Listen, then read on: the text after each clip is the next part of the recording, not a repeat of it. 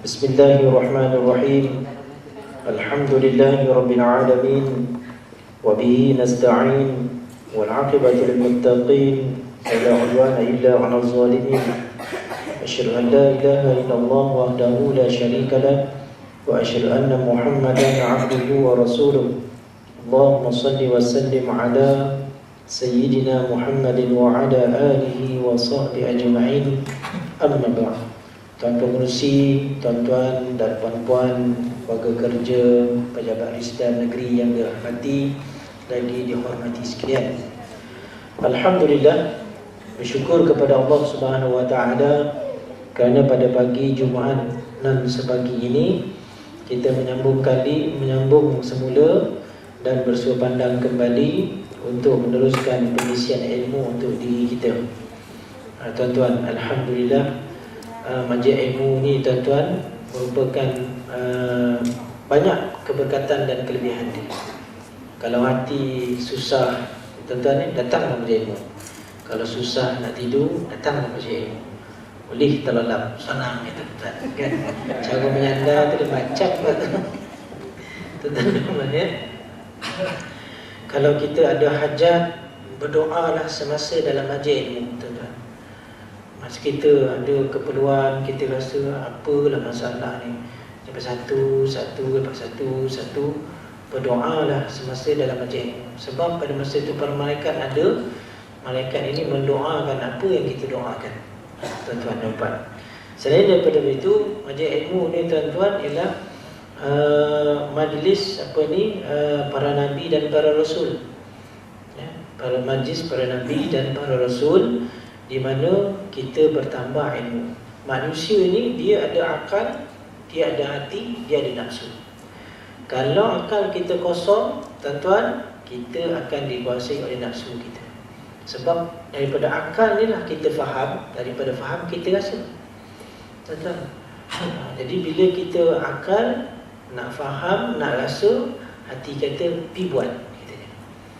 Sebab itu hari ini anak-anak kita tahu semayang tu wajib, tahu banyak kelebihan datang Jumaat awal tu banyak, tapi kita tak berapa faham sebab kita tak rasa.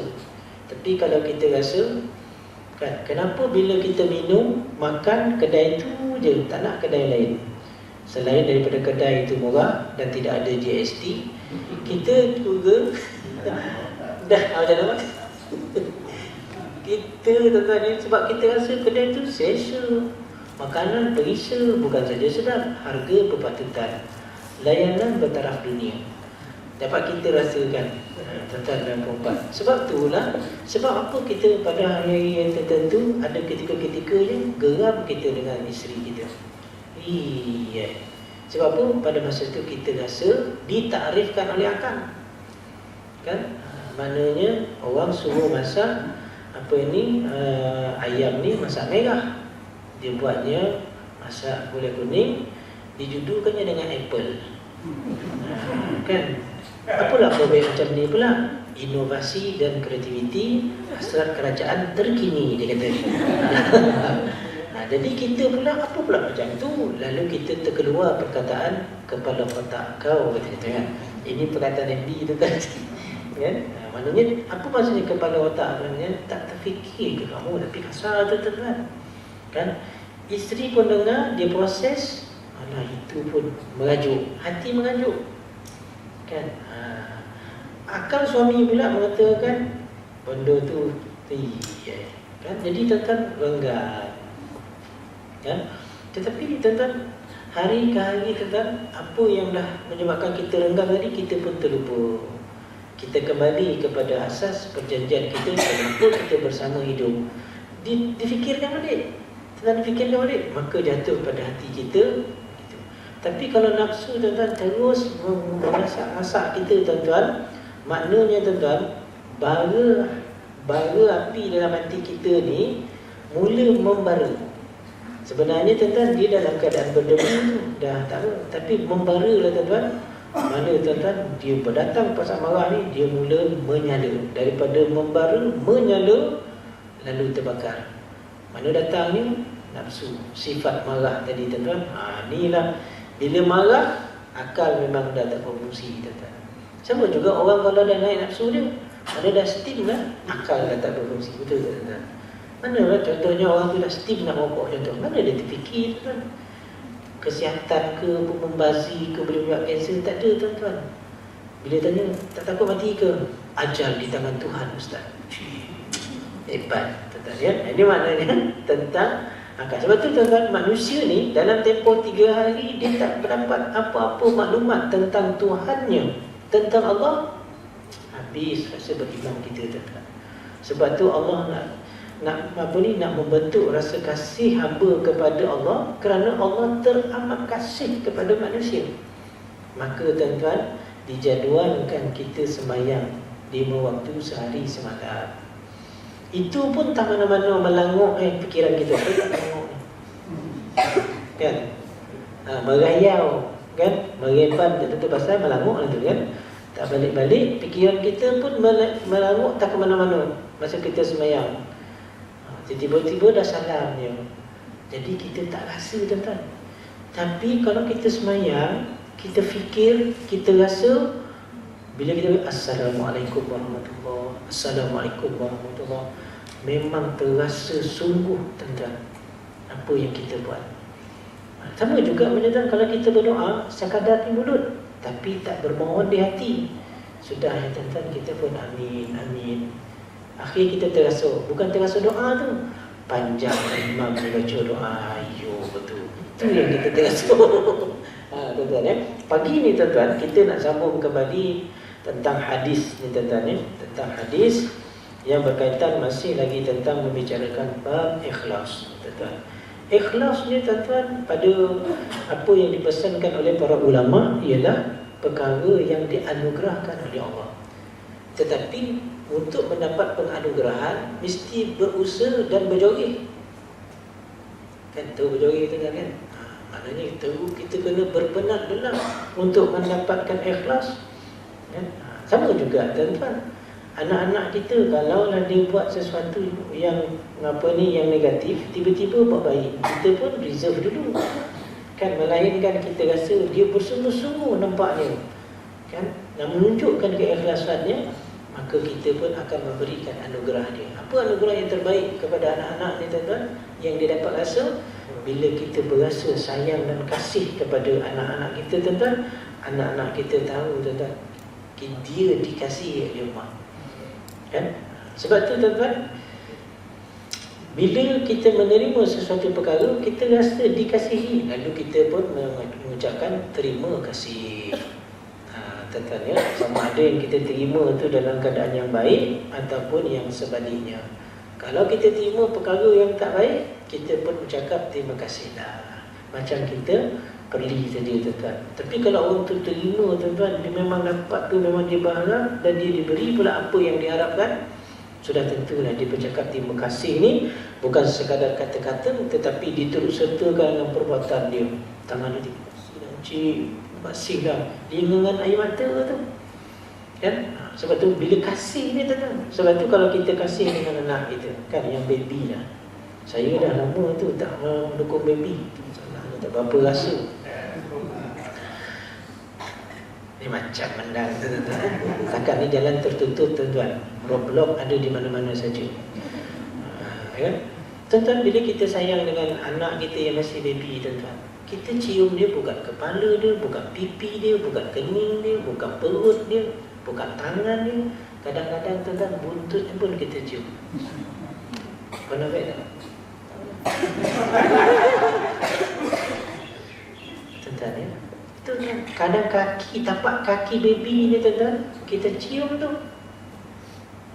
Akhir-akhir ni dia tak dengar cium orang cium tapak, cium kaki orang syekh kan. Apa masalah kan, apa masalah kita pun cium kaki orang tak, anak kita.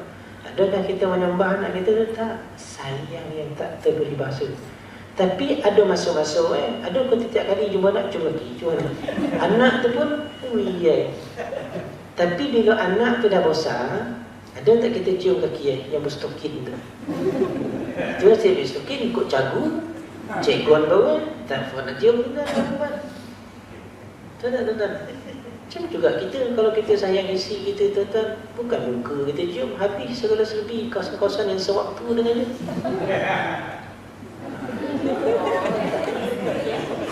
Sekadar ada abang ya kita. Kita nak bagi tahu tu, bila kita sayang, perbuatan kita ni kadang-kadang merepek. Kan ada satu kes tuan-tuan ya, di kawasan Felda, kerana cinta bunuh diri tuan-tuan. Anak muda kita bercinta sekarang ni, kalau kau betul-betul cintakan saya, berikan nyawamu kepadaku, katanya. Gantung diri. Perempuan pula bila tengok pakwa dia gantung diri kerana diri dia minum racun, mati saja-saja. Cinta sekarang ni tuan-tuan. Kan? Takut kita ya. Jadi pada pagi ni kita nak membicarakan tentang ikhlas. Wa an Abi Musa Abdullah bin Qais al-Ash'ari. Abi Musa al-Ash'ari ni tuan-tuan, sahabat Nabi yang berfikiran memang aras tinggi tuan-tuan. Abu Musa al-Ash'ari ini dia nak menjadi wakil kepada Sayyidina Muawiyah dalam berbincangkan dengan pihak Sayyidina Ali yang diwakili oleh Amr bin al-As. Tuan-tuan ya, dinamakan Majlis Tahkim. Nabi pernah tunjukkan kepada Abu Musa al-Ash'ari bahawa tuan-tuan, daripada keturunan Abu Musa al-Ash'ari inilah akan lahirnya penyelamat dan pemurni umat. Maka lahirlah daripada keturunan Abu Musa al-Ash'ari, namanya ialah Abu Hasan al-Ash'ari. Abu Hasan al-Ash'ari ni tuan-tuan ialah tokoh akidah yang kita pegang sebagai ahli sunnah wal jamaah. Abu Hasan al-Ash'ari yang dipanggil sebagai pengikut yang mendokongi prinsip dan metod yang telah dibina oleh Abu Hasan al-Ash'ari ini dipanggil al-Ash'ariyun. Pernah dengar tak? Al-Ash'ari. Al-Ash'ari itu kan bukan Al-Ash'ari yang bilin tu. Itu Al-Aqami. Tuan-tuan ya. Abu Hasan al-Ash'ari adalah tokoh yang telah menyusun secara struktur yang sempurna bagaimana nak mengenal Allah melalui sifat-sifat Allah. Sekarang orang tak ada mengaji sifat 20. Saya pun dia tengok yang tu tuan-tuan risau. Saya pun hubungilah Radio Negeri 9. Saya kata, Abang Azin, ya, boleh tak keluarkan nasyid sifat 20 Allah Ta'ala sebelum ataupun selepas azan dikumandangkan dengan radio. Tuan-tuan kalau dengar radio ini kan, tuan dengar Era ke dengar apa?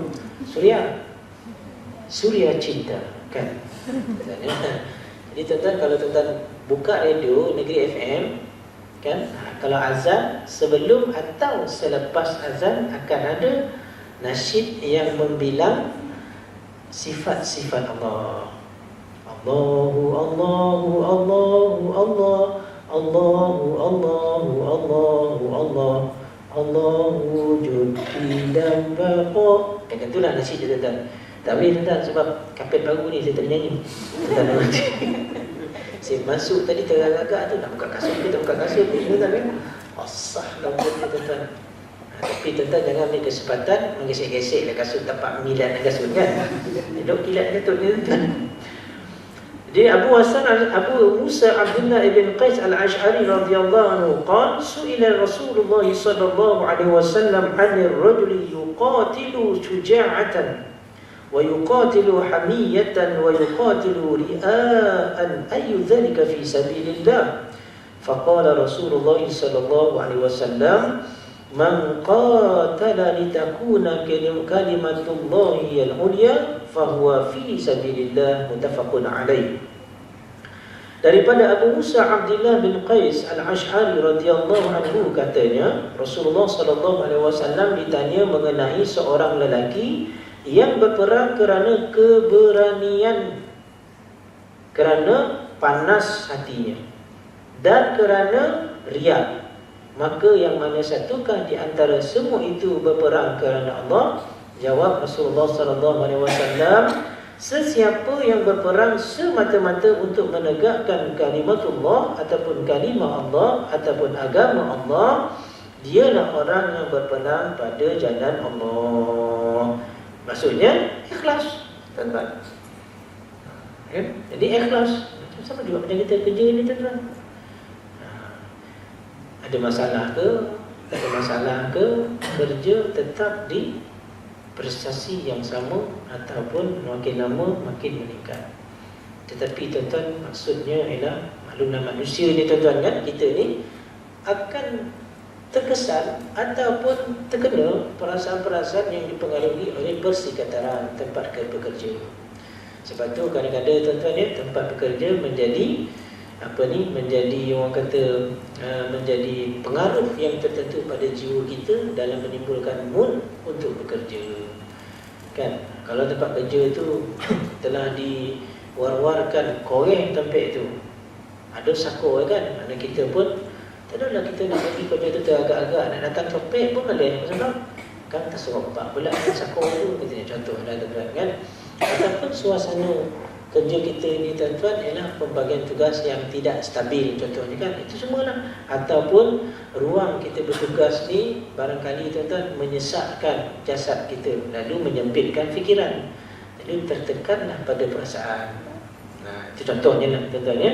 Jadi apabila kedatangan kita bekerja dengan ikhlas, maka kita tahu bila kita bekerja dengan ikhlas tuan-tuan, maka kita tahu bahawa segala atur cara, syarat-syaratnya, rukun-rukunnya, perkara-perkaranya memenuhi apa yang menjadi tuntutan.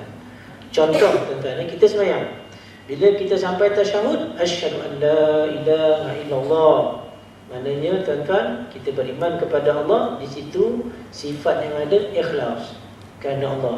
Wa asyhadu anna Muhammadar Rasulullah, dan aku bersaksi bahawa Nabi Muhammad Rasulullah. Itu cara-cara beramalnya mesti mengikut Nabi SAW. Kalau Allah perintahkan solat tapi kita solat tak mengikut cara Nabi, Allah tak terima. Itu tak ikhlas katanya. Kan? Contohnya Allah perintahkan solat, orang ni pun berniat solat, duduk je, tak ada wuduk, tak ada terus sembahyang, tak mengikut sunnah Nabi. Itu orang yang tak ikhlas. Kalau orang yang ikhlas dengan seseorang yang lain, dia akan menunaikan permintaan orang yang diikhlaskan itu mengikut apa yang dikehendaki. Kan? Contoh tuan-tuan, kita tahu tak anak kita buat kerja yang kita suruh tu ikhlas ke tak ikhlas? Tuan-tuan, kan? Jadi kita suruh anak kita, bang, ya, sekarang kau tolong umumkan lantai tu. Semalam hujan, air itu masuk, nampak tak? Berkosan lantai itu jadi bom, tuan-tuan. Kita tahu tuan-tuan, anak kita tadi buat kerja itu terima arahan kita dengan ikhlas ataupun tidak, amalan dia. Kan? Paling teruk langsung tak buat. Kan mak cukup suruh kau lap pemuk lantai, dia pun tak buat. Alah, malas lah, itu confirm. Kan? Sebab dia dah bercakap macam tu. Tapi kalau kita tengok, dah mop dah bang, apa yang mak suruh tadi, dah mak, apa mop ini, ni ada, tu ada. Itu tu kan asal duit dia. Macam mana kualiti hantar. Macam mana yang dikatakan ikhlas ni tuan-tuan? Bukan saja lantai bersih, kapet vacuum, dia punya mop pun siap terampai di tempat yang sepatutnya. Tuan-tuan kan? Kita pun tanya, dah kau move tadi? Kita dah nampak kursi dah. Kan? Kita pun saja nak tanya. Sebab apa? Nak cakap terima kasih. Dah move lantai yang mak suruh tadi bang? Dah mak? Terima kasih. Macam mana kau buat upah orang tu. Kan ada sekarang ni orang servis kita rumah dia tak nak buat. Itu maknanya bijak. Tentang menghabiskan harta benda kita. Tuan-tuan Jadi sahabat dia tanya pada Rasulullah, ya Rasulullah, orang yang berjuang fisabilillah tu dia meninggal dunia masa perang, macam manakah keadaannya kalau orang tu dia berperang kerana apa? Nak dikatakan dia tu berani, hebat dia tu, ataupun dia kena marah, panah barat, ini tak boleh jadi, ni bangsa kita kena bunuh, apa kita nak buat, kita kena tuntut bela. Kan? Jadi macam tu. Atau kerana riak nak menunjuk-nunjuk, tuan-tuan, we are the best, gitu kan?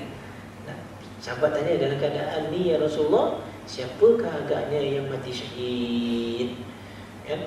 Maka Nabi SAW kata, orang yang berperang kerana nak menegakkan kalimah Allah, itulah yang berperang fi sabilillah. Tuan-tuan, maknanya kerana Allah. Macam kita dalam konteks kita kerja, tuan-tuan, kita dapat APC ke, kita dapat bonus ke, tidak pun, tuan-tuan, kita kerja tetap mengikut jadual, tetap mengikut tugasan yang diberi, tetap mengikut standard yang telah ditetapkan bagi mencapai tujuan dan matlamat pada tahun itu yang telah kita senaraikan sebagai SKT kita lah. Tuan-tuan, itu orang yang akan ini kerana Allah Subhanahu wa taala. Hadis ni. Kemudian tuan-tuan dan puan-puan, hadis yang ke-10, wa an Abi Bakrah al-Nufai ibn Haris al-Thaqafi radhiyallahu anhu anna Nabiy sallallahu alaihi wasallam qala idza taqal muslimani bisayfayhima fal qatil wal maqtul fi an-nar. Qultu ya Rasulullah hadha al-qatil fama bal al-maqtul? Qal innahu kana harisan ala qatl sahibihi. Maksudnya ialah daripada Abu Bakrah Nafi' bin Al-Haris Al-Thaqafi radhiyallahu anhu bahwasanya Nabi sallallahu alaihi wasallam bersabda, apabila dua orang muslim berbunuh-bunuhan dengan pedang, maka pihak yang membunuh dan yang terbunuh kedua-duanya masuk neraka. Abu Bakrah bertanya, wahai Rasulullah, orang yang membunuh memanglah masuk neraka, tetapi bagaimana orang yang terbunuh pun masuk neraka? Jawab baginda, kerana ia berniat dengan bersungguh-sungguh nak membunuh lawannya. Tuan-tuan, orang membunuh, tuan-tuan, dua-dua masuk neraka. Sebab apa? Dua-dua ada niat nak membunuh. Kalau ada pedang, kalau ada dua pedang, tuan-tuan. Tapi kalau ada dua cakap mulut dia, tuan-tuan, tiba-tiba seseorang dikotukkan dengan batu sengkalan, kan, mati. Itu tuan-tuan dan puan, itu tidak. Ini dua memang nak membunuh ni, tuan-tuan. Jadi sahabat tanya Abu Bakrah, kata yang membunuh tu memanglah ya Rasulullah, sebab dia bunuh. Tapi Nabi baca nak bagi tahu tentang niat. Tuan-tuan, tentang niat. Dalam Islam, tuan-tuan, niat ini mempengaruhi mensabitkan pembunuh ataupun tidak. Ya? Kadang-kadang, tuan-tuan, orang ni ada niat bunuh, tapi menggunakan pembunuhan itu dipukulnya dengan lidi. Boleh ke lidi ini mematikan orang, tuan-tuan? Tak, tuan-tuan. Lidi, tapi kalau dikumpulkan secokak, jadi penyapu, dibodok, mampui, itu memang, tuan-tuan. Itu memang betul lah. Dia ada niat nak bunuh, tapi memukul orang tu dengan lidi ataupun jentik orang tu, kan? Ini God, no. Mati orang tu dengan jentik, kan dia, tuan-tuan, ya? Itu dipanggil, tuan-tuan, sebagai tak sengaja. Sebab apa? Tak masuk akal dengan menjentik telinga boleh mati, kan? Tapi tak tahulah, tuan-tuan, ya? Ilmu jontik, tapi tuan-tuan sampai ke orang tu kena bodak, tu lain kan? Tak tahulah, tuan-tuan, ya? Ataupun orang tu tak ada niat, tuan-tuan, contoh tak ada niat tapi terbunuh, maksudnya melanggar, kan? Melanggar, tuan-tuan, dilanggar orang tu mati. Dia tak ada niat nak langgar, tapi melanggar tu memang boleh mati, memang boleh mati. Maka ini juga dipanggil sebagai syibhul amd, orang yang tak sengaja membunuh. Tetapi kalau membunuhnya itu kerana kecuaian, kan? Sebab kerana dia di bawah kawalan akan nyonya waras, makan arak, minum arak, makan dadah, tuan-tuan, ya? Itu, tuan-tuan, disebutkan kesalahan. Sebab apa? Dia melanggar itu atas kecuaiannya yang dibuat, bukan kerana, tuan-tuan, perkara itu bersifat mendatang. Tetapi dalam kes ni pembunuhan, dia siap pedang. Memang pedang itu bunuh. Nampak sangat niat dia tu. Yang A dan B ni ada niat nak bunuh. A nak bunuh B, B nak bunuh A. Berbeza dengan Qabil dan Habil. Qabil nak bunuh Habil, Habil kata janganlah bunuh saya, bang. Kalau abang nak bunuh saya pun saya takkan melawan, kerana saya takutkan Tuhan, gitu. Qabil bunuh juga, tuan-tuan. Itu memanglah hukum bunuh, ya. Ini bergantung kepada niat kita, tuan-tuan. Kadang-kadang, tuan-tuan, kita bawa duit ke pejabat, tapi dengan niat bawa duit itu tadi, kita dapat pahala bermacam-macam. Contohnya, bawa lah duitnya, kadang nak sarapan kan senang, dapat pahala, kan? Dapat duit, bawa lah duitnya, Sekarang ada orang susah kan, boleh tolong, dapat pahala. Duit yang sama ni, katakanlah duit kita RM20. Macam saya tu kan, tiap hari sab RM20, tak boleh lebih. Itulah tanggungjawab cerita. Sab RM20. Jadi kita buatkan, ada orang, tak apa orang, saya nak sapan dapat pahala. Kasih sapan kan, nak belanja lah 2 orang mana yang mampu. Asalkan ada lebih RM2, saya belanja. Bukan, contoh lah. Kan, kerana bajet selepas apa ni kan, keadaan barang naik ni tuan-tuan ya. Ada setengah orang kata, baiklah, susah nak jadi tentang GST ni tuan kan. Sebab dia kata fatwa pun telah mengharuskan untuk mendapat GST ni kan. Tapi